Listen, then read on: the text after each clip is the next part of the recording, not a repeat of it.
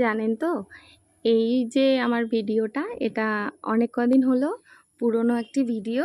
তো সেটাই আমি শেয়ার করছি সবার সাথে।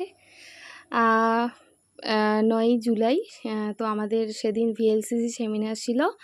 তো সবাই আমরা গেছি, আমাদের এই গ্রুপ যেটা সবাই একসাথে আমরা বেরিয়ে পড়েছি। তারপরে পৌঁছে গেছি কোচবিহার একটি হোটেলে। তো সেখানে যখন আমরা ফ্রি ছিলাম তখন সবাই সুন্দর করে ভিডিও, ছবি এসবই নিচ্ছিলাম।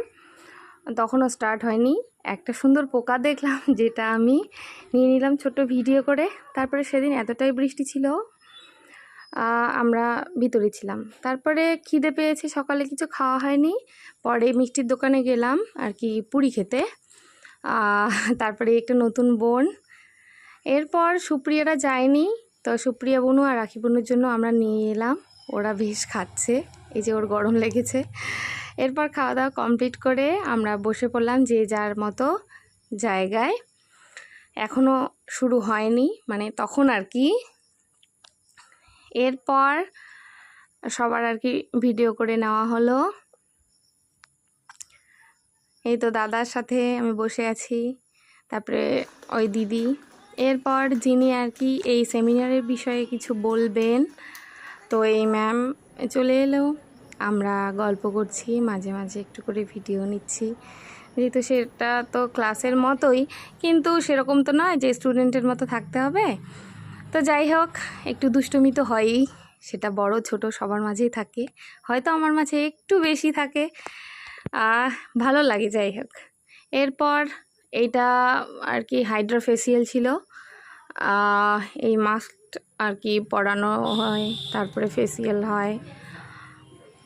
এরপর প্রচুর খিদে লেগেছে, তারপরে খাবারের গন্ধ মানে নাকে চলে আসে, পাশে চলে এসছে। তো সেটাই বলছিলাম সুপ্রিয়া বোনকে।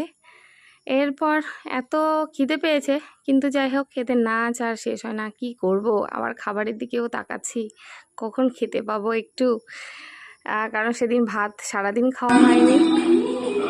তারপর আমরা দাদা আমি ভিডিও করছি তাদের নাচের, কখন খাবো সেটাই ভাবছি। তো তার আগে এই যে দুষ্টুমি করে কিছু ছবি নেওয়া, যেটা আমার খুব ভালো লাগে ছবি উঠতে। যাই হোক, শেষমেশ খাবার পাচ্ছি তাহলে। তো প্রথমে সাদা ভাত, তারপরে নিলাম ডাল, তারপরে বাঁধাকপির একটা সবজি, বেশ ভালো ছিল খেতে। এরপর স্যালাড, যেখানে ছিল পেঁয়াজ আর হচ্ছে শসা। তো ওই দিদি